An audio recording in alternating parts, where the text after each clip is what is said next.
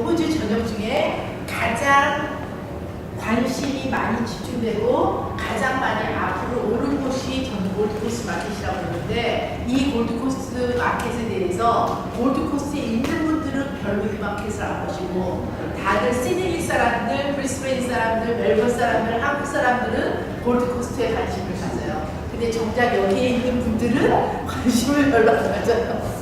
그래서 제가 이것 때문에 너무 첫 대면이었는데 골드코스트 세미나 제가 별로 안 좋아해요 이런 말씀을 드려서 너무 죄송해요. 저도 아니고 제가 안 좋아했으면 세미나를 하겠어요. 근데 이제 아무래도 세미나를 하면 막 10, 80명 막 오고 막 100명씩 막 이렇게 오고 이러면 나도 기분이 좋잖아요. 하는 게 막 열의가 확 오르니까. 그런데 이제 이러면 제가 또 조금 약간 그런 게 있어요.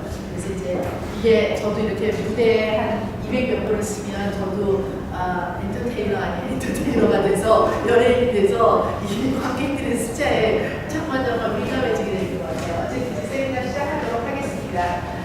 저희 회사는 2007년에 만들어졌어요. 2007년 10월부터 만들어져서 이렇게 보면 2008년, 9년, 10년, 11년, 12년, 13년, 14년, 자, 15년 지금 바로 여기를 하고 있어요. 골드코스트 24번째 세미나를 지금 오늘 하고 있고요.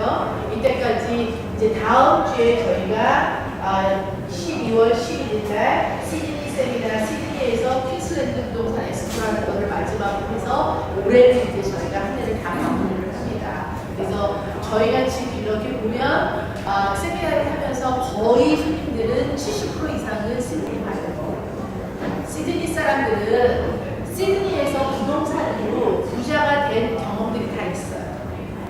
그러니까 시드니에서 돈 버신 분들은 다들 수시샵 해갖고서는 돈을 벌었다, 수시샵 해서 밀리언을 벌었다, 이런 사람 물론 있기는 해요. 왜냐하면 수시데이 같은 거, 그 다음에 수시 트레이 같은 거 다들 오늘 했었던 사람들, 시드니에서 시작한 사람들이기 때문에 해서 그렇게 돈을 벌었지만, 그 사람들이 돈을 벌었어도 그 사람들이 다들 애들 키우고 먹고 살고 이거는 끝이었지, 그거를 하고 있는 동안에 종잣돈이 좀 생겨서 부동산을 사는 거가 그게 20만 불짜리 사는 거가 100만 불이 되고 200만 불이 되고 20몇 년 동안에는 거의 몇 배가 막 뛰었으니까요. 그래서 다들 돈을 번 것들은 다들 부동산으로 돈을 벌어서 이쪽을 말씀드리고 싶으면 너무나 안타까운 거예요. 왜 이렇게나 마켓이 올라가고 이러고 있을 이때에 왜 골드코스트에 한순간씩 돈을 벌 수 있는 이 기회를 시드니 사람 다 동네 외는 동네 사람들한테 뺏기느냐고요. 이게 너무나 저는 안타까운 사실이에요. 장모님 이쪽으로 앉으세요.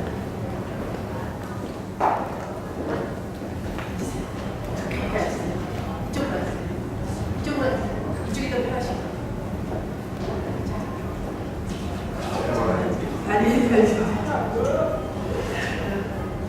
그래서 이 시기를 여기 오신 분이라도 잊어버리지 마시자고요.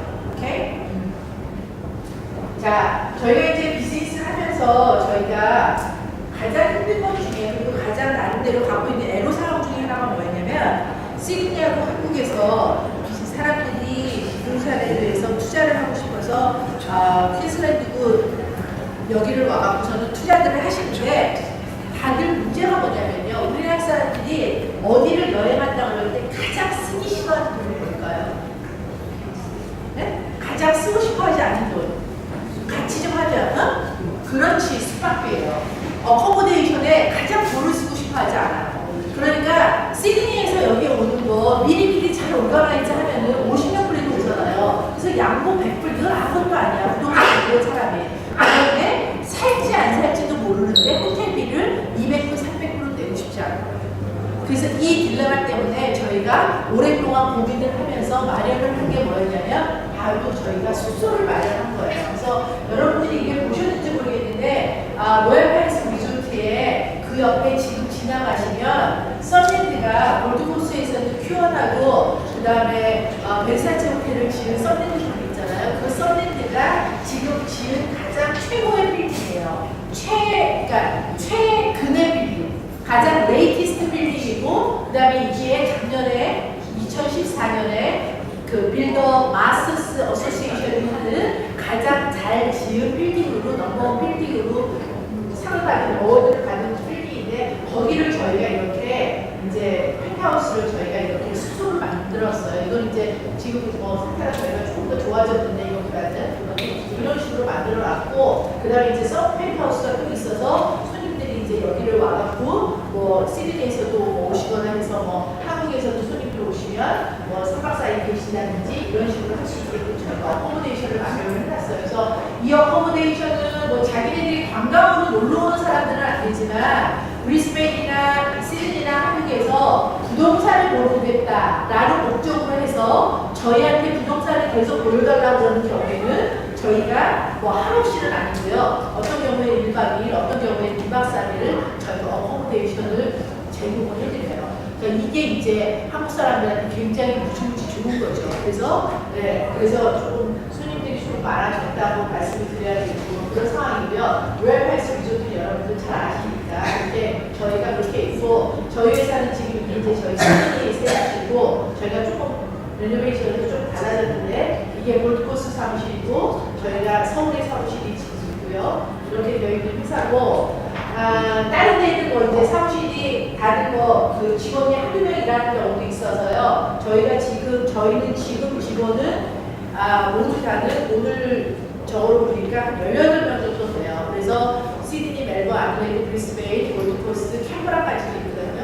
한국에 있고 그러니까 여러분들이 어디를 가도 아마 호주 부동산 저희 회사 에이켈릭스는 어느 도시를 가도 요새는 이제 확인을 하고 알아보실 수가 있으실 거예요. 저희 회사가 비즈니스 하는 사업 영역을 좀 말씀드릴게요. 여러분들은 거의 다 저희를 여기서 만나시기 때문에 얘네들이 주거주택 주로 오픈플랜 많이 파는 회사구나라고 생각하는데 저희는 이런 말 하는 회사는 아니고요. 저희는 제가 욕심이 많은 것을 보이실지 모르겠는데 조금 욕심이 많아서 요것만 하고 있지 않고요. 저희는 커머셜하고 그 다음에 디벨롭먼트에 관여하고 그 다음에 저희가 맨 마지막으로 저희 회사가 하고 싶은 거는 사실은 저희는 자원이에요. 그 말씀 잠깐 드리면 커머셜이라고 하면 뭐냐면 여기에 재작년에 지금 베르사치 호텔이 중국 애들한테 팔렸어요. 그리고 올해 쉐라톤 호텔이 또 중국 애들한테 팔렸고 쉐라톤 호텔, 베르사치 호텔 한국에 팔 수 있는 판권은 저희 회사가 받았었고 그래서 저희가 한국이랑 작업을 했는데 다 중국 애들보다 우리가 너무나 뭐 액션들이 늦으니까 못 팔았었고요. 그 다음에 이제 시드니에 예를 들면 시드니에 오페라하우스 바로 건너편에 있는 파크라이트 호텔 그 다음에 조지 스트리트에 있는 지금은 이제 위치스로 바뀌었는데 그 월드타워가 있는 아빌리온 호텔이라고 있거든요. 아빌리온 호텔은 이제 위치스로 바뀌었는데 거기도 중국 애들한테 팔렸고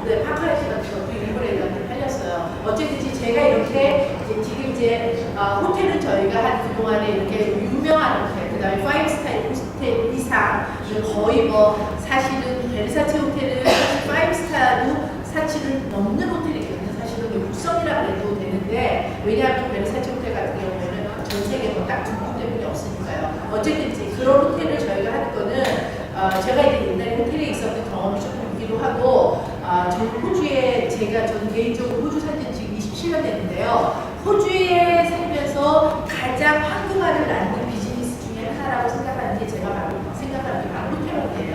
호주처럼 이렇게 관광으로 많은 돈을 벌어들이고 사는 나라에서의 호텔업이라는 거는 워낙 잘 되는 거기 때문에 생각해보세요. 호텔이 왜 사용했어요? 방값은 나중에는 있으니까 들어가면서부터 크레딧 카드하고 먹지도 않을지도 모르는데 미니바 미리미리 오픈을 해놔야 되잖아요. 그럴 정도로 호텔 비즈니스는 지금 그럼에도 불구하고 호주에는 호텔이 많이 부족해요. 골드코스트도 실제로 호텔이 부족하고 호주에서 지금 호텔이 가장 많이 부족한 것은 브리스베인이에요. 엄청나게 호텔이 부족하거든요. 그래서 예를 들면 여러분들이 그냥 레퍼런스로 알고 계시면 브리스베인 같은 경우에는 만약에 여러분들이 호텔업을 한다고 하면 엄청나게 세제이 있어요.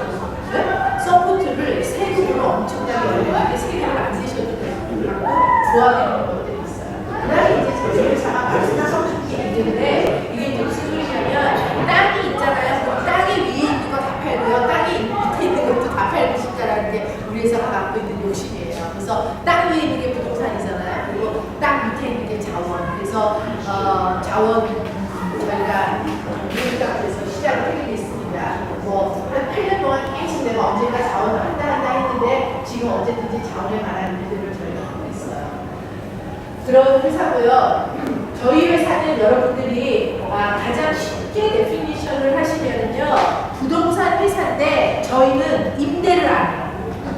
임대 전화가 굉장히 많이 오거든요. 저희 회사는 여러분들이 렌트를 알아봐 달라고 하면 저희는 렌트를 못 알아봐드려요. 렌트를 저희가 안 하고요. 또 하나 안 하는 거가 저희는 세컨핸드 안 합니다. 여러분들이 살고 계시는 멀메이드 비치, 멀메이드 워터스에 몇 번지의 집을 팔아달라고 하면 저희는 전문가가 아니에요. 저희는 전 호주의 주요 도시의 세컨들만, 프로젝트 마케팅만 한국 사람들한테 전문으로 하는 회사예요. 그렇게 저희를 알아주시면 되겠고요.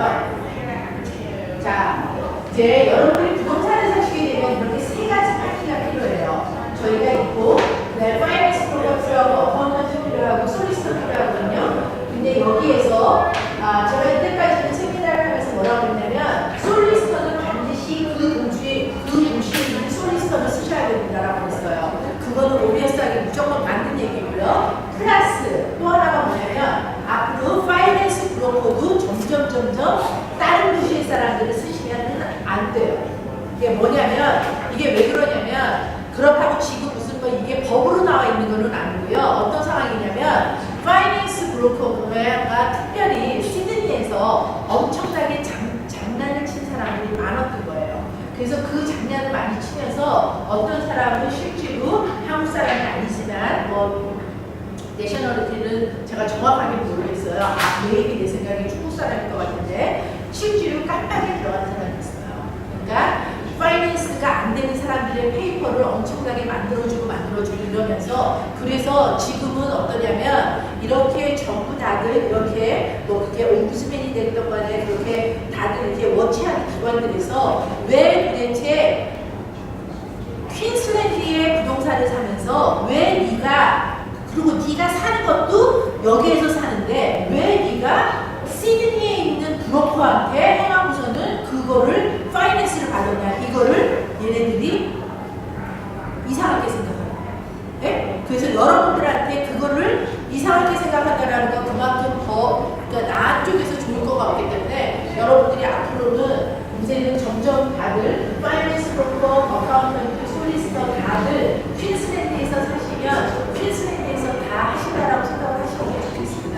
제가 이 말씀은 특별히 왜 그러냐면, 제가 이게 파이낸스 브로커가 제일 문제였는데요. 제가 보기에 한국분들이, 제가 저는 이제 시드니에서 워낙 오래 살았던 사람이었기 때문에 비교를 해보니까 시드니만큼 여기에서 파이낸스를 잘 하시는 분들이 없어요. 그래서 저는 그동안에 내가 세미나를 하면서 파이낸스 브로커는 시드니 사람들을 쓰셔도 상관이 없으니까 시드니 사람들을 쓰세요. 왜냐하면 이것들이 다들 경험을 많이 했었던 사람이 잘할 수밖에 없는 거기 때문에 그렇게 쓰세요라는 말을 많이 했었거든요. 그래서 제가 그런 의미에서 말씀드린 거예요. 이제는 제가 그 말을, 왜냐하면 우리의 부동산에 관련된 이 모든 거는 무슨 학문처럼 이렇게 딱 정해져서 그게 무조건 계속 똑같이 이렇지 않거든요. 항상 경우에 따라서, 상황에 따라서, 주정부에 따라서 그것마다 다 바뀌고 변화하는 것들이기 때문에 지금 이런 변화들이 좀 있다라는 말씀을 드립니다. 자, 투자라는 건요, 여기에 그림을 보시면 이 그림에 무엇을 뜻하냐면, 투자라는 거는 이런, 한마디로 얘기를 하면 투자는 여러분들 리스크를 해칭하셔야 돼요. 무슨 얘기냐? 리스크를 가장 미니마이즈를 하셔야 돼요. 그러니까 투자는 하고 나서 누구든지 다 투자하기 전에는 그거가 잘 될 거라는 기대가 있어요. 50만 불짜리 정도가 7년 후면 무조건 100만 불이 되겠지, 150만 불이 되겠지 하고서는 산다고요. 그렇지만 뚜껑은 열어봐야 하는 거예요. 시드니가 지금 이렇게 나빠진 건 물론 많은 전문가들이 계속 예견들을 하기는 했어요. 그렇지만 시드니 사람들은 계속 그래도 아닐 거야 이렇게는 생각을 했었거든요. 그것처럼, 그래서 지금 퀸슬랜드 마켓은 제가 봤었을 때 앞으로 10년 동안 지금처럼 좋은 마켓이 또 올까 할 정도로 지금의 마켓은 좋아요. 지금은 너무너무 좋고, 솔직히 말씀드리면 여기에서 이렇게 골드코스트에 사시는 분 입장에서 보면 제가 봤었을 때 2년 전, 3년 전에 솔직히 인베스트먼트를 했어요. 네? 제가 그렇게나 많이 세미나 하면서 와서 지금입니다. 지금입니다. 이것보다 더 내려갈 수는 없습니다. 지금이 바닥입니다. 이거 이렇게 어르신들 여러 번 들으셨던 분들이 있는데 지금 이제 와서 보니 2년 후 3년 후 지나 보니 지금은 다 앞자리가 되거든요. 40몇만 불자를 하는 건 거의 50몇만 불, 60만 불짜리를 다 연예인 숫자들이 다. 근데 우리는 어쩔 수 없어요. 왜냐면 부동산을 매일매일 쳐다보고 부동산을 매일매일 보시는 거가 아니기 때문에 그게 그럴 거라고 생각을 했다가 자기가 지금은 뭐냐면 내가 필요에 정확하게 느끼는 거예요. 이게 올라가고 있는 거를 지금은 정확하게 보니까 이제 와서는 어쩔 수 없다 해야겠지 이렇게 생각이 드는 건 어쩔 수 없어요. 제가 그걸 뭐라고 그러면 아는데 무슨 말씀 제가 드리고 싶어서 이 얘기를 드리냐면 투자는 여러분들이 딱 하나를 하시면 몰라요. 2개 이상을 하실 때는 투자라는 건 무조건 리스크를 해칭하셔야 됩니다. 무슨 얘기냐, 여기에 이렇게 숨어져 있는 요 스페이스가 이게 다 리스크예요. 알이 커요. 이렇게 큰 알들이 이렇게 있어요. 그러면 이 스페이스가 더 크죠. 그런데 큰 것도 있고 작은 것도 있고 이렇게 막 섞여져 있으면 이 안에 있는 스페이스가 더 조그마죠. 무슨 얘기냐, 2개 이상을 인베스트먼트 할 경우에는 어떤 사람은 내가 갖고 있는 돈을 100만 불짜리 집을 팔았어. 그런데 그거를 100만 불짜리 팔고 뭐 이것저것 다 청산하면 어쨌든지 한 70만 불이 남았다고 쳐요. 그러면 그 70만 불을 갖고 그냥 뚝 그 70만 불을 하나에다 거기다가 또 투자를 하세요. 이런 투자는 나쁜 투자라는 거죠. 예를 들면 그 70만 불이 있으면 그거를 쪼개서 투자를 하실 줄 알아요. 네? 그 다음에 특별히 생각을 해보세요. 이게 어떤 경우에는 그래요. 이제 이거는 여러분들, 그러니까 투자를 하셔서 어떤 경우는 윈을 하고 어떤 경우는 루스를 해요. 그렇죠? 어떤 경우에는 잃어버리는 경우도 있어요. 투자를 해서 누구나 다 성공하는 건 아니잖아요. 근데 몰빵을 해놨어요. 100만 불을 거기다가 다 써놨어요. 그래서 저거를 하면은 그걸 어떻게 하면, 그러면은 부동산 투자를 하고서는 내가 거지됐다 이런 소리가 나오는 거죠. 그런데 그거를 다채롭게 여기다가 해놓고 또 뭐 브리스베인에 해놓고 선샤인에 해놓고 지구 같은 경우에 뭐 시드니에는 할 이유가 없겠지만 시드니도 예를 들면 이런 식으로 도시도 나누고 그 다음에 또 나누셔야 되는 거가 뭐냐면 하우스만 하지 말고 타운하우스도 하고 아파트도 하고 이렇게 막 섞으시라는 거예요.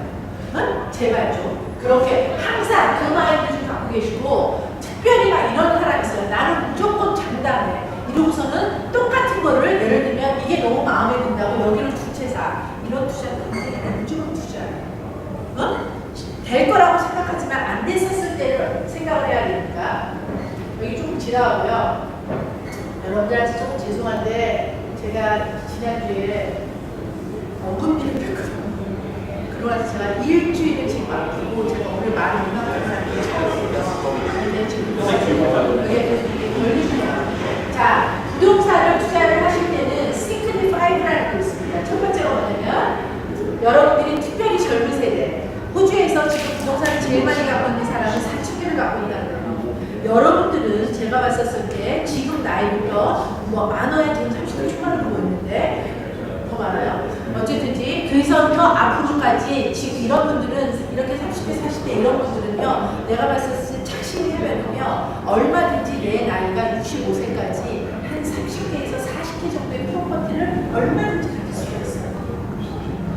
저는 호주에는 27년 살았지만 이런 거를 제대로 한국말로 설명을 해주는 사람은 한 명 사람도 못 만났어요. 여러분들이 오늘 이렇게를 만나셨잖아요. 제 강의가, 제가 말씀드리는 이 부분들이 얼마나 깊이가 있는지 아니면 얼마나 여러분들한테 와 닿든지 안 닿든지 간에 오늘에 있어서 여러분들이 가장 하고 하셔야 되는 건 뭐냐면 이렇게 들은 내용이 그냥 공중으로 떨어지지 않게 제발 하셨으면 좋겠어요. 무슨 얘기냐, 재작년에도 들었어, 재재작년에도 들었어, 재재작년에도 들었어. 근데 아무런 결정을 안 해요. 그러면 그거는 안 든 것보다 낫겠죠.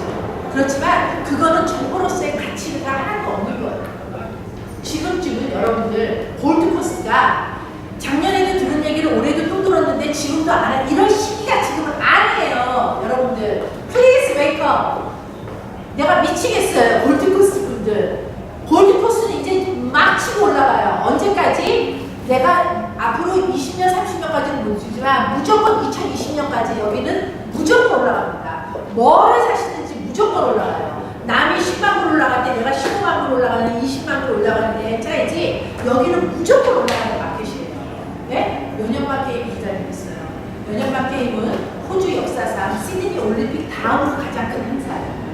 네? 이 행사를 하면서 여기가 지금 얼마나 크레이지고 얘네들이 얼마나 왜 텀블리 아저씨가 뽑히자마자 여기를 왜 뛰쳐가겠어요? 네? 그만큼 굉장히 중요해요. 자, 그래서 여러분들이 10년 동안 적어도 4개 정도의 프로퍼티를 가질 수 있게끔 이거는 가져야 된다라는 게 보통 이제 투자를 할 때 하는 얘기들이고요. 두 번째 시크릿은 뭐냐면 홀딩 코스트를 감당할 수 있어야 돼요. 여러분들이 부동산을 사시면 하우스를 제외하고 타운하우스이거나 아파트인 경우에 타운하우스는 스트라타, 아파트인 경우에는 바디 컴프레스를 내셔야 되는데 그거를 여러분들이 갖고 있는 동안에는 여러 포켓에서 그 돈이 나가기 때문에 예를 들면 여기 같은 경우는 되게 비싸거든요. 필드도 소울도 그렇고 소울 막 290이었다고요 주에. 그러니까 그렇게 비싸면 그만큼 비싼 거가 자 200불 곱하기 52주 하면 얼마예요? 만불이죠. 그렇죠? 네, 만불 별것도 아니다라고 생각하실지 모르겠지만 10년 갖고 있으면 그것도 10만 불이에요. 네? 그러니까 이제 그런 저는 내가 오히려 솔 같은 데 내가 산다 그러면 모르지만 나는 바디 컴프레티가 막 200불씩 넘어가는 건 저는 반대예요. 저는 그래서 솔은 제어도 팔았었지만 저는 그거를 감당할 수 없는 손님은 그걸 하지 말라고 했어요. 인베스트먼트용은 저는 오히려 또 아니라고 생각을 하거든요. 그래서 여러분들이 홀딩 코스트를 감당할 수 있어야 되고 그 다음에 세 번째는 뭐냐면 여러분들이 자 오늘 여러분들하고 저하고 하는 얘기에 데피니션 좀 합시다. 여러분들하고 오늘 저하고 하는 얘기는요. 우리가 주택에서는 내가 들어가서 살든지 주거용이든지 아니면 투자용이든지 두 가지가 있잖아요. 그 둘 중에서 오늘 여러분하고 저하고 하는 거는요. 투자용에 대해서 얘기하는 건지 주거에 대해서 얘기하는 게 아니에요. 주거용은 여러분들의 각각의 사람들의 기호마다 다 틀려요. 네? 내가 못 막아요. 무슨 얘기냐? 나는 벌리에 살아야 돼. 나는 산포에 살아야 돼. 나는 올비에 살아야 돼. 그럼 거기서 살아야 돼요. 거기에 물 보이고 그림 같은 집에 나는 원에이커 땅에 집은 조금이라도 난 거기에다 집주고 살겠다. 그럼 거기서 사셔야 돼요. 그렇죠? 우리가 지금 여러분들하고 얘기하고 싶은 건 오늘 하는 얘기는 뭐냐면 투자용일 때 내가 인베스트먼트를 할 때 어떤 견해를 갖고 인베스트먼트의 물건을 봐야 될지를 우리가 지금 오늘 얘기를 하는 거예요. 그러면 인베스트먼트는 뭐냐면 인베스트먼트는 여러분들이 하는 이유가 뭐 때문에 해요? 인베스트 왜 해요? 여러분들 좀 대답 좀 해봐주세요. 인베스트먼트를 왜 하십니까? 네? 돈 벌려고 하죠. 근데 무슨 돈? 무슨 돈? 응? 응? 돈. 자, 인베스트먼트는 여러분들이 딱 두 가지이기 때문에 하시는 거예요. 첫째, 캐피탈 게인. 시세 타입이 생기게 되라. 50만 불짜리 한 거가 100만 불 되는 거를 나는 원한다는 것 때문에 하시고 두 번째는 뭐냐면 여러분들이 인베스트먼트 그거를 사실 때 100만 불, 50만 불짜리를 전부 다 내 캐시를 내니까 다들 문자를 80%씩 띄잖아요. 그렇기 때문에 나는 은행 이자를 내야 될 거 아닙니까? 그 은행 이자는 누가 내줘요? 내 세입자가 내주잖아요. 그렇기 때문에 임대 수익을 보시는 거예요. 딱 이 두 가지를 모아주는 거거든요.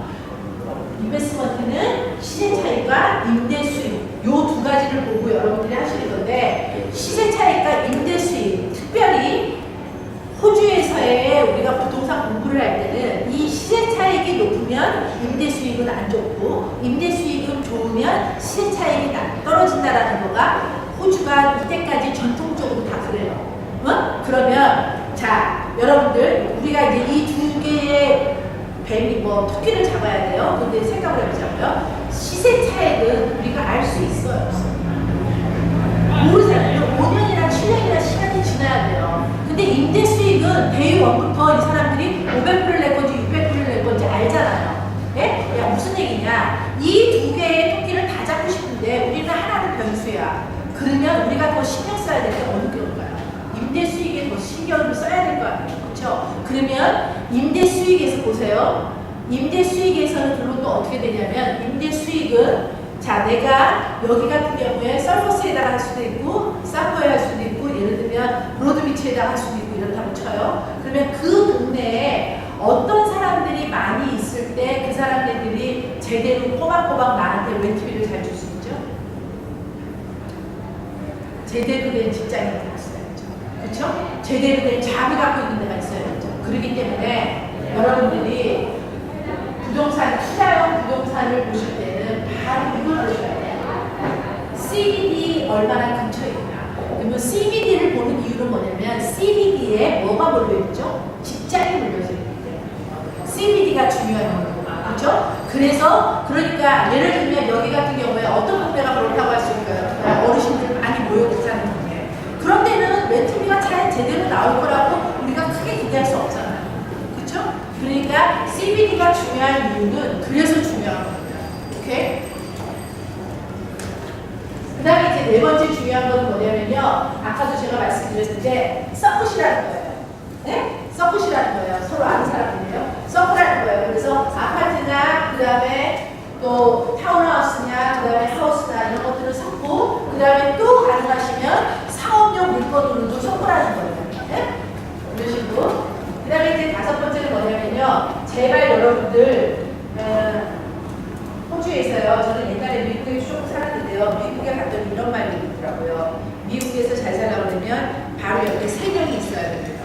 첫째, 변호사. 둘째, 어카운턴트. 그 다음에 세 번째가 누구냐면 내 차 엔지니어예요. 이 세 사람이 옆에 있어야지. 왜냐하면 미국은 차 없으면 거의 올 수도 없으니까. 대중교통이 여기보다도 안 좋으니까. 그러니까 내 차가 뭐 갑자기 문제가 있다 이럴 때도 애니타임 부를 수 있는 사람이 있어야 된다는 거죠. 그러니까 호주는 뭐 여기는 뭐 NRM이나 볼메나 이런 것도 너무 잘 돼 있어서 그런 것까지 여기는 이것까지는 필요 없는 것 같아요. 저는 여기에다가 요거 대신 보고 싶은 게 뭐냐면 부동산 에이전트. 그러니까 저 여러분들이 부동산 에이전트를 여러분들이 옆에 누가 친한 사람을 있는지 모르겠는데 여러분들이 친한 사람이 있으면요 부동산은 여러분들이 이런 얘기 있어요. 저는 옛날에 모바일 비즈니스 했는데 비즈니스를 그걸 접근하니까 다 남는 건 모바일 돈이더라고요. 전 지금 부동산 하면서는 지금은 계속 집만 생겨요. 집만 생겨요. 근데 어쨌든지 집은 돈이잖아요. 그러니까 조금 괜찮을 것 같아요. 그래서 여러분들이 주위에서 일부러라도 여러분들이요 파이낸스 브로커하고 부동산 에이전트는 여러분들이 가까이 해둬서 여러분들한테 마이너스나 이렇게 다 하나도 없습니다. 인포메이션을 더 들으시니까 옆에 가까이 하시면 좋을 것 같아요. 그 다음에 이제 부동산은 여러분들 무조건 경제 원칙이에요. 지금 퀸슬랜드 마켓이 이렇게 떠요. 여러분들 작년, 재작년부터는 CBD 바이어들이 여기를 찾기 시작했어요. 실제로. 근데 여기에 있는 분들이 안 움직이셨지. 그런데 그 전에 3년 전까지만 해도 여기 시장에 이렇게 시드니 사람들이 찾지를 않았다고요. 그런데 왜 갑자기 이렇게 시드니 사람들이 여기를 찾고 퀸슬랜드 시장이 이렇게 올라가기 시작한 이유가 뭘까요? 왜 그래요? 여기에 왜 이렇게 사람들이 이제까지 안 그러다가 관심을 가져요? 여러분 좀 같이 얘기해요. 내가 이해가 없어요. 같이 얘기합시다. 응? 그거예요? 이거예요. 부동산은 여러분들 대한민국 부동산은 2014년부터 내려갈 거라고 몇 년 전, 10년 전부터 다들 아는 상식이었어요. 왜? 부동산은 언제 올라가요? 경제 원칙이라는 거는 시장 가격은 어떻게 형성되는 거냐면 수요와 공급이 만나는 선에서 가격이 형성돼요. 그렇죠? 그러면 수요가 많고 공급이 딸리면 가격이 올라가고 거꾸로 하면 가격이 떨어지는 거예요. 그렇죠? 그런데 한국 같은 경우에는 2014년부터 인구가 급속도로 줄어들어요. 전 세계 나라 수가 얼마인 줄 아세요? 224개국입니다. 우리나라가 전 세계 중에서 출산율이 몇인 줄 아세요? 출산율이 220. 우리 뒤에 네 나라가 없어요. 그만큼 애가 안 나요. 대한민국. 그렇기 때문에 인구가 당연히 줄어들죠. 그러니까 엄청나게 인구가 줄고 있는 나라이기 때문에 대한민국의 부동산 가격은 어떤 동네에 특수를 볼 수는 있을지 모르겠지만 인제너럴하게 얘기해서 대한민국의 부동산 가격은 내려갈 수밖에 없는 거예요. 통일이 되는 건 모를까? 그러나 그러기 전까지는 그렇고 그러면서 이게 무슨 얘기냐? 가격이 수요와 공급이 만나는 선에서 가격이 형성되기 때문에 퀸슬랜드가 이렇게 축복받는 이유는 뭐냐면 엄청나게 인구가 느는 것 때문에 인구가 어떻게 되는지를 보시자고요. 자, 이제 그 얘기 저희가 조금 이따 할 건데요. 저희가 이제 올해는 저희가 이제 비즈니스 중에 아까 저희가 이제 2007년부터 올해까지 어떻게 이게 달려왔는지를 여러분들한테 보여드렸는데 그 중에서 올해 저희가 조금 큰 거는 여러분들이 여기저기에다가 보시면 지금 호주부동산점 KR이라는 게 보이실 거예요. 저희가 호주부동산점 KR이라는 사이트를 새로 만들었어요. 이게 도대체 무슨 소리냐? 저희 회사는 2007년에 우리 회사를 만들 때 여기에 있는 교민은 호주에 있는 교민 영주권자 이상을 전 도시를 다 합쳐봤자 30만이 안 돼요. 30만 명이 안 돼요. 영주권자가. 그거를 보고 저희가 호주 부동산을 교민들한테 팔아서 돈을 많이 버는 회사가 되고 싶어서 만든 거가 아니라 저희도 중국 애들처럼 한국에 있는 한국 사람들한테 호주 부동산을 팔고 싶어서 저희가 이 회사를 만들어서 그런데 그동안 저희가 오프라인상에서 한국에서 엑스포 9번 하고 그 다음에 세미나를 100번씩이나 열심히 그렇게 했는데 이게 올라가질 않더라고요. 사람들이 여러분들 주위에서 친척들이 호주에 부동산 산 사람들을 보셨어요? 중국 사람들은 그 주위에 떼거지로 여기를 많이 샀다고요. 15억 중에 뭐 1%만 샀어도 얼마를 여기를 샀겠어요. 그런데 지금도 그렇게 바잉을 하고 있는데 왜 한국 사람들은 안 하는 거예요? 왜 안 해요 도대체? 한국은 이제까지 저희 사이트가 만들어지기 전까지 지금 다음에 들어가셔서 호주부동산이라고 치면 제일 먼저 프리미엄 링크에 저희 사이트가 올라와져 있어요. 이때까지 단 한 번도 호주부동산에 관한 인포메이션을 얻을 창구가 없었어요. 그래서 이 사이트를 들어가면 각 호주의 뉴사우스웨일즈는 어떻고 빅토리아는 어떻고 퀸슬랜드는 어떻고 그 주는 어떻고 뭐 상대의 규칙은 어떻고 하여튼 그 모든 제가 지금 여기에서 말씀드리는 모든 내용들이 거기에 다 지금 수록이 되어 있어요. 네? 여러분들이 그거를 보시면 많이 도움이 되실 텐데 그래서 그 사이트를 저희가 만들고 나서 이게 참 너무 재밌죠? 저희가 8을 만들었는데요. 지금 이 사이트들을 보고 호주 부동산을 사고 싶은 사람들이 한국 사람들이 꾸준하게 문의가 오고 있다는 거예요. 몇 단체들도 왔다가 갔고 네? 그래서 저희가 봤었을 때 굉장히 좋은 시그널이라고 생각을 하고 있어요.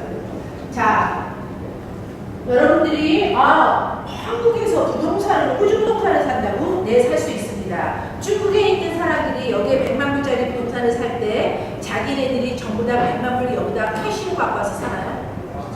그렇게 사요, 그래서? 안 그래요.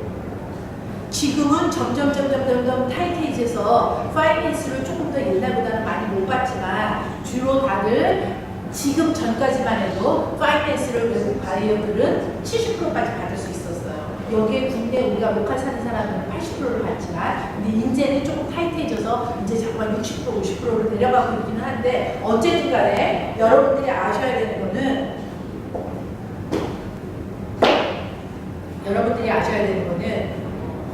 한국에서 호주에 부동산을 살 때 호주에 있는 은행이 그 주택에 대해서 담보 대출이기 때문에 그 주택을 담보로 하기 때문에 그거에 대해서 파이낸스를 해준다는 사실이에요. 여러분들 이거 생각보다 너무나도 모르고 계세요. 그러니까 어떠냐면 한국에서 소득만 증명할 수 있으면 누구든지 다 호주 부동산을 살 수 있어요. 한국에 호주를 한 번도 안 오신 분들도 사요. 은행 어카운트가 여기에 오픈되지 않은 사람들도 삽니다.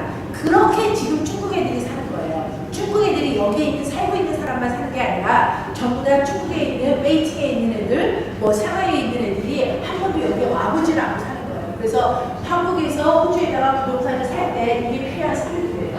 매매 계약서 필요하고 대출을 받을 거면 대출 의향에 따른 대출 의향서 필요하고 그 다음에 부동산 시세 확인 서류, 매물 리스트 필요하고 납세 증명서, 그 다음에 그동안 자기가 세금을 얼마나 냈는지 주민등록 등본 요것만 딱 내면 그 주거래 은행에다가 나 이러면서 골드코스트에 있는 100만 불짜리 살 건데 내가 지금은 오프터 플랜이기 때문에 5만 불 그러니까 100만 불짜리 사면 10만 불 필요하죠. 10만 불의 돈을 내가 송금을 해야 되겠다는 바로 하나도 어플리케이션이 없어요. 이거 생각보다 많이도 모르고 계세요. 네, 100% 하나도 안 묻습니다. 대한민국은 2008년부터 해외 부동산 완전 자율화예요. 그래서 완전 자율화라는 건 뭐냐면 주거래 은행에다가 자기가 해외에다가 부동산을 사고 싶다라는 거를 보고만 하면 돼요. 네? 그러면서 필요한 서류는 딱 요거예요. 그렇게 해서 나가면 되는 것이고 대출은 다른 얘기고 대출을 받는 건 여기 국내 로컬은행이나 해야 되는 것이고요. 네? 돈이 나갈 때 한국에서 돈이 나갈 때는 요 정도 요 소리만 내보내면 된다고요. 오케이? 네. 대출은 다른 얘기죠. 그러면서 한국에서의 해외 부동산을 할 때 참고사항이라고 해서 이건 외환은행이 저희한테 보내온 거예요. 부동산 취득한도 제한이 없습니다. 정확하게 제한 없어요. 2008년 이후에 한국은 완벽하게 100% 해외 부동산 취득 자유라는데요. 그 다음에 미화 기준으로 우리가 보통 여행을 할 때 US 만불까지 소지할 수 있잖아요. 그렇기 때문에 이게 무슨 소리냐면 내가 외국에 나가서 거기를 가서 계약부로라도 US 달러 만불로까지는 어플리케이션을 쓸 수 있다는 소리예요. 이렇게 계약법을 걸고 작성할 수 있습니다는 소리고 그 대신에 세금 신고는 반드시 해야 된다는 건데 여러분들 세금은 언제 내는 거예요? 세금은 언제 내요? 많은 사람들이 세금 신고를 하는 것 때문에 세금 신고를 언제 한다고 생각하냐면 여러분들이 처음에 지금 호주에서 여러분들이 부동산을 지금 찾으시고 저희한테 지금 부르시는 거는 전부 다 세집이기 때문에요. 세집에는 두 가지가 있어요. 세집 중에서 지금 아직 하나도 안 지어졌어. 이거 같은 경우는 지금 이제 지으려고 하는 거예요. 이런 것들은 우리가 상당이라고 해서 오프플랜이라고 하고 다 지어놓은 거 그건 후분양이라고 해요. 그런데 지금 호주에서는 후분양은 찾아볼 수가 없어요. 거의 물어요. 100채 중에 한 채가 있을까 말까요? 응? 그만큼 호주에서는 지금 집이 모자라는 상황이기 때문에 후분양은 거의 없어요. 그래서 이게 무슨 소리냐면 세금 신고를 해야 된다는 건 뭐냐면 세금은 여러분들이 돈을 벌어야 세금 신고를 해요. 여러분들이 여기에서 일을 해서 10,000불이고 20,000불이고 벌 때 세금을 내는 것이지 여기에서 잡이 없어. 그래서 돈을 버는 게 하나도 없어. 그런데 세금을 내십니까? 세금에 대한 생각을 우리가요 얼마나 저거 하냐면요. 어떤 경우에요. 이런 단어는 좀 그렇지만 우리가 어떤 경우에는요 너무나 해외랑 관련된 어떤 트랜잭션 우리가 이때까지 해외에다가 돈을 보내거나 해외에다가 부동산 사는 거 팔거나 사거나 하는 거에 한국 정부가 우리를 너무나 그동안에 팡팡팡팡 가둬놨기 때문에 우리가 갖고 있는 생각이 뭐냐면 해외에다가 내가 부동산을 사면서도 세금을 낸다고 생각해요. 우리가 해외에다가 부동산을 사는데 세금을 왜 냅니까? 내 돈이 그거는 이전을 하는 거고 이 부동산을 샀는데 그거가 50만 불짜리가 70만 불이 돼서 돈을 벌었다 그러면 그때는 세금을 내시죠. 근데 그게 만약에 아까시가 났어. 50만 불짜리를 샀는데 35만 불이 됐어. 그러면 세금도 안 내십니다. 오케이? 어? 예? 예? 예? 이거 생각보다도요. 그때 그거 부동산 살 때 세금은 얼마예요? 이렇게 묻는 사람들 많이 있다니까요. 예? 한국 정부에다가 세금을 낸다라고 생각하세요. 여러분들이 호주에다가 부동산을 사시면서 여기에 내야 되는 취득세는 당연히 발생하죠. 그렇지만 그 세금은 한국 정부가 묻는 세금이 아니고 한국 정부가 묻는 세금은 뭐냐면 캐피탈 게인 텍스만 묻는 거예요. 왜냐면 시세차익을 냈을 때 그거에 대해서는 세금을 내셔야 돼요. 그런데 호주와 한국은 두 나라 간에 이중 과세 부과 방지 협치 조약의 조약이 맺어져서 무슨 얘기냐? 양쪽에서 더블로 세금을 내지 않습니까? 둘 중에서 한 나라에만 내요. 그러면 그 한 나라가 뭐냐면 많은 나라의 화표를 따라가요. 한국이 많으면 한국에서 냈으면 되는 것이고 호주가 많았으면 호주에다 냈으면 되는 거예요. 자, 오늘 우리가 주로 이런 얘기를 할 거예요. 제가 몸이 괜찮을 거라고 생각했는데 여러분 너무 죄송해요. 제가 많이 한번 일주일을 했는데 지금 뭔가 발음도 되게 세고 좀 안 좋긴 되게 안 좋은데 자, 우리가 지금 여기에 이렇게 세워 있습니다. 우리 호주가 앞으로 부동산이 무지무지 뛸 거라고 그러는데 그리고 저는 앞으로도 계속 뛸 거라고 생각을 하는 이유는 저의 키포인트는 이거예요. 전 세계에서 식량과 자원과 환경이 다 해결되는 나라가 있을까요? 저는 앞으로 우리가 사는 나머지의 20년, 30년의 싸움은 전 세계의 싸움은 식량과 자원과 그 다음에 환경의 싸움이라고 생각해요. 요번에 파리에서 일어났던 그 테러 사건도 결국은 무슨 누구는 종교 문제 뭐 이런 얘기를 하는데 많은 전문가들이 들어가서 하는 얘기가 결국은 자원 이슈 때문에 그렇다고 하죠. 그렇죠? 그래서 어쨌든지 이제는 전부 다가 왜 보세요. 자 여러분들 이 자원은 땅 밑에 있는 건데 이 땅 밑에 있는 자원은 우리가 인류가 생겨나면서부터 우리는 계속 쓰기만 했어요. 자원을 우리는 인간들을 만들어내지 못해요. 대체 에너지 정도를 만들어낼 수 있을지 몰라요. 그렇죠? 그 다음에 식량, 전 세계는 지금 전부 다들 자 요새 오늘 무슨 뉴스를 들으니까 전 세계가 지금 뭐를 하려고 그러냐면 전 세계의 온도를 2도를 낮추는 거를 하지 않으면 우리는 이제 앞으로 큰일 난대요.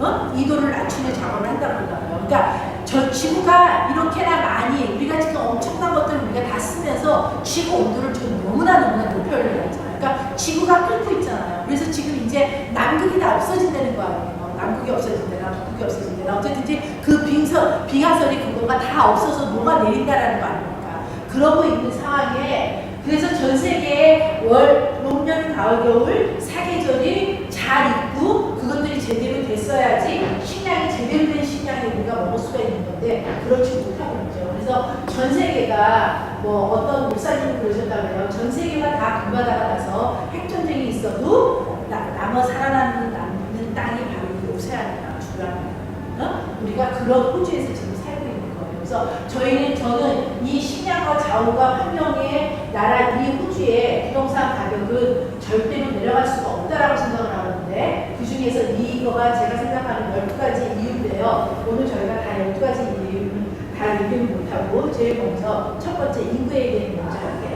자, 인구가 도대체 어떻게나 지금 늘어가고 있냐면 지금 현재는 2015년 8월 기준 2,300만이에요. 2,300만 인구가 앞으로 어떻게 느냐고 그러면 2053년에 4천만으로 늘어요. 이거는 제가 하는 얘기가 아니에요. ABS, 호주 통계청이 하는 얘기입니다.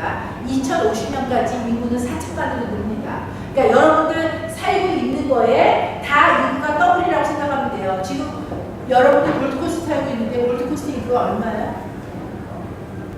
관심이 없어요. 이제 부동산에 대한 감을 느끼려면 이런 것들을 이제 알아야 돼요. 자, 골드코스트 인구는 59만이라고 해요. 네? 지금 60만이 조금 안 돼요, 채. 네. 근데 많이 따라가고 있죠. 근데 2017년, 2018년이 되면 금세 70만이 지금 될 거라고 해서 그 얘기들을 하고 있는데요. 어쨌든 이런데, 자, 중요한 사안은 뭐냐면, 인구가 이렇게 되어 있는데, 거기 속에서 지금 제일 재미있는 게 뭐냐면,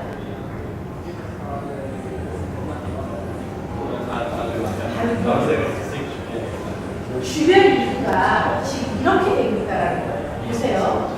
뉴사우스웨일즈는 연마다 14,000명이 빠져나가요. 퀸슬랜드는 10,000명 정도가 계속 들어와요. 웨스트 오스트레일리아 인구가 들어와요. 노던 캐리도 인구 빠져요. 사우스 오스트레일리아도 빠져요. 빅토리아도 인구가 조금씩 들어와요. 타스마니아 인구 빠져요. 이게 너무나 중요한 겁니다. 호주 전역에서 지금 주변을 봤었을 때 인구가 가장 지금 들어오고 있는 숫자를 보세요. 퀸슬랜드가 이름이 여러분들 앞으로 호주의 가장 큰 최대 공항이 어디가 되는 줄 아세요? 호주의 앞으로 최대 공항 제가 항상 잡지에다가 신문에다가 써놓는데 여러분들 그거 안 보시나? 호주에서 가장 큰 최대 공항은 앞으로 있어요. 네? 아닙니다. 들어보세요. 자, 여러분들 그거는 정부에서 정하는 건데 여러분들 생각을 해보세요. 자, 이게 북반구 웬만큼의 경제 큰 나라들은 전부 다 북반구에 있어요. 그렇죠? G2가 전부 다 북반구에 있고 유럽이 전부 북반구에 있고 아시아가 전부 북반구에 있고 다 북반구에 있잖아요. 그렇죠? 북반구를 기준으로 하고 그 다음에 적도가 있어요. 북반구에서 이렇게 봤었을 때 오세아니아 땅이라는 걸 봤었을 때 제일 먼저 관심이 가는 땅이 어딜까요? 제일 먼저 가까운 곳은 노던 테리토리예요. 그렇죠? 그렇지만 다윈을 전략적인 기준을 쓸 수는 없잖아요. 55도씩이나 하는 그곳은. 그러니까 세컨 라지스트로 맨 위에서부터 봤었을 때 여기 다음으로 가장 관심이 가게 되죠. 그래서 브리스베인이에요. 여러분들 저희가 호주를 옛날에 왔었을 때는 호주를 계속 커머니스 컨트리라고 했어요. 지금 커머니스 컨트리라는 말을 우리가 커머니스 게임을 해요. 그렇지만 커머니스 컨트리라는 말을 안 쓰고 이제는 뭐라고 해요? 계속 하는 게 아시아 퍼시픽이라고 해요. 근데 아시아 퍼시픽에 허브 도시가 어딘가? 시드니가 아니에요. 앞으로 차세대 아시아 퍼시픽의 허브 도시는 브리스베인이에요. 그거는 정부가 발표를 한 사실이에요. 여러분들 아세요? 2028년 올림픽 게임에 브리스베인이 비치하려고 지금 엄청나게 애를 쓰고 있는 거 아세요? 한국에서 서울하고 부산도 애를 쓰고 있다고요. 근데 제가 봤었을 때는 브리스베인이 될 가능성이 저는 많이 있을 거라고 여러분들 많이 생각해요.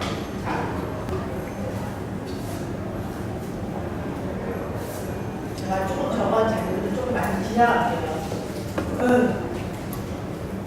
이건 무지 중요한 자료입니다, 여러분들.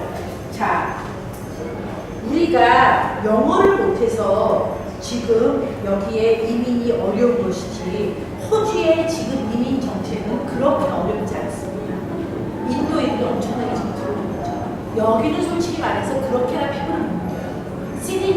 시드니나 브리스베인이나 이렇게 IT 그런 산업이 많은 데에서는요 너무나 많이 브리스베인 인도 애들이 많이 와가지고 저는 짜증나 많이 짜증날 것도 없지만 걔네들이 우리도 짜증나겠지만 어쨌거나 그런데 지금 이렇게 이민을 많이 받아들이고 있는데 지금 정부에서 이민을 받아들이는 거에 가장 큰 거가 뭐예요? 정부는 도대체 호주 정부에서는 지금 다들 이렇게 복지하는 거에 힘들고 있다고 하면서도 에도 불구하고 지금 이렇게 계속 이민자를 받아들이는데 그 이유가 가장 중요한 게 뭘까요?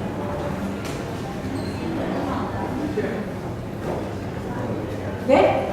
그렇지. 쉽게 얘기하면 돈 버는 건데 중요하게 더 좀 스페시픽하게 얘기하면 제일 먼저는 고용 창출이에요. 제발 이민자들이 여기를 들어와서 고용을 만들어라. 그러면 그 얘기를 뭐냐면 그 고용자들을 통해서 그 사람들이 텍스를 내니까 그래서 텍스를 많이 걸치겠다라는 게 목적이에요. 전 세계는 지금 모든 나라들이 전부 다 실업률 때문에 힘들기 때문에 다들 잡들이 없잖아요. 그렇기 때문에 어떻게 해서든지 많이 만들어야 되는 거가 세금 확보이기 때문에 다들 세금 확보에 주력을 하고 있거든요. 그래서 지금은 어떻게 되냐면 5명이 텍스를 내고 1명이 펜션을 받고 그런데 이게 2020년에 어떻게 되냐면 3.5대 1입니다. 그 다음에 2030년대는 2대 1이에요. 호주가 2030년이 되면 2명이 1명을 먹여 살려야 되는 나라예요.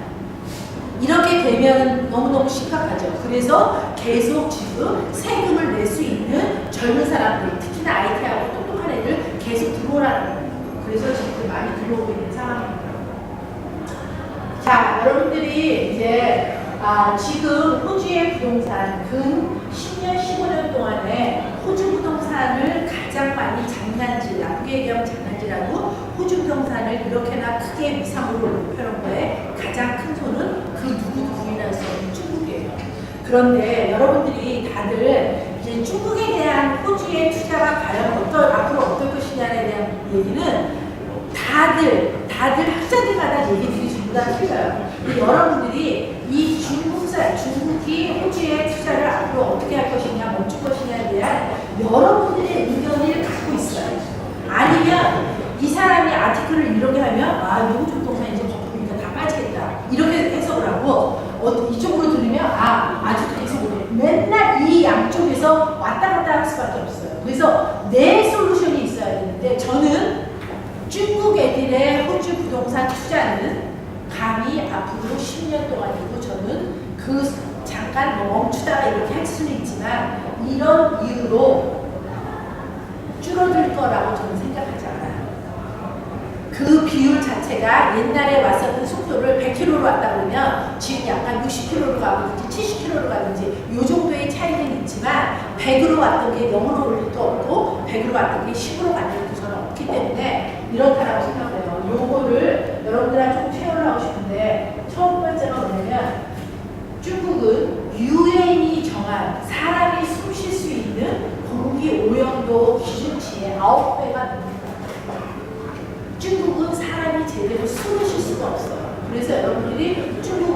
왜냐면 중국은 대부분 애들을 하나뿐이 안 하잖아요. 중국으로 가면 쇼핑센터에 애들이 없거든요. 왜냐? 그 애들 안 데리고 가는 거예요. 바깥에 나도 뭐 있지 않으려고 다 집에 내버려두는 거예요. 그럴 정도로 심각하고, 그 다음에 두 번째가 자산 도피인데요. 여러분들 중국은 이랬거나 어쨌거나 자본 체제 자체가 공산당 정부예요. 그렇죠? 그 나라가 경제를 우리처럼 자본 체제가 아니잖아요. 그래서 공산당 정부이기 때문에 이 공산당 정부라는 소리는 뭐냐면, 공산당 정부면 전부 다 재산들이 이퀄라이즈 돼갖고 다들 비슷비슷해야 되겠는데, 지금 중국이 재산이 이퀄한 나라니까 아마 전 세계에서 부인율 부유가 가장 극심한 나라 중 하나일 거예요. 그러다 보니까 중국 정부 사람들의, 중국에 있는 차이니스 사람들이 자기네들 공산당 정부 자체를 믿지 않는다는 거예요. 그러니까 공산당 정부 자체를 부시게 돼요. 그러다 보니까 그 재산을 바깥으로 도피하고 싶은 거예요. 그래서 이렇게 도피를 하는 거예요. 그런데 그 도피를 하는 거에 나라들이 여기에 많이 나오고, 그 다음에 나오는 나라가 아프리카 나오고, 인도 나오고 이런 거예요. 그 다음에 이제 세 번째 뭐냐면, 제가 오늘 세미나를 굉장히 많이 줄여서 못할 것 같아요. 이게 통중되네요. 그 다음에 중국에서 투자 시 세금을 회피한다는 얘기가 뭐냐면, 중국이 2003년서부터 2010년까지 횟수로 8년 동안 부동산 가격이 베이징이 얼마 걸렸냐면 11배가 걸렸어요.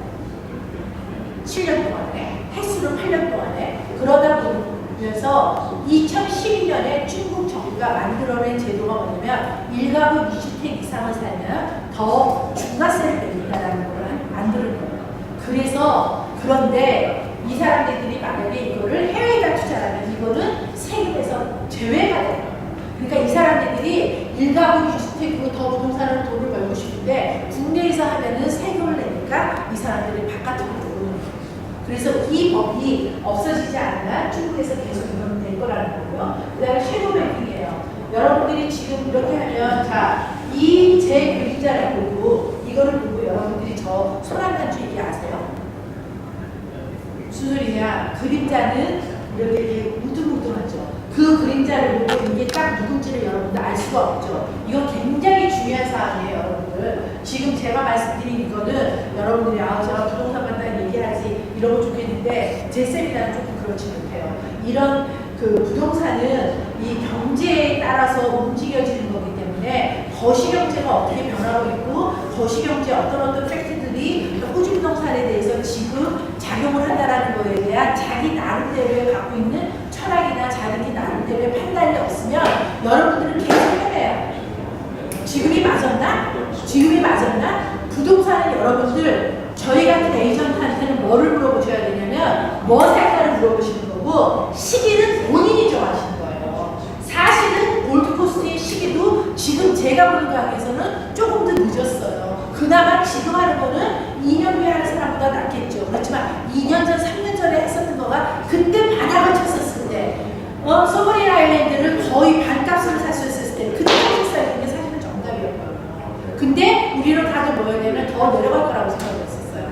이렇게 연연방 게임, 여러분들 연연방 게임, 올림픽, 그 다음에 G10 이런 행사들은요, 이런 행사를 한번 하고 나면 얼마나 많이 전 세계가 그 도시에 대해서 포커싱하기 때문에 이거는 너무너무너무 경제에 주는 기대 효과, 플러스 효과가 무지무지 큰 거예요. 그래서 작년에 G10을 했었다라는 거, 브리스베인에 G10을 했다는 건 엄청난 사실이에요. 여러분들 얼마나 엄청난지 아세요? 어느 정도냐면, 우리는 아직까지 한국에서 골드코스에, 호주에다가 아이티너리 여행 관광 코스를 잡으면요, 시드니 골드코스를 잡아요.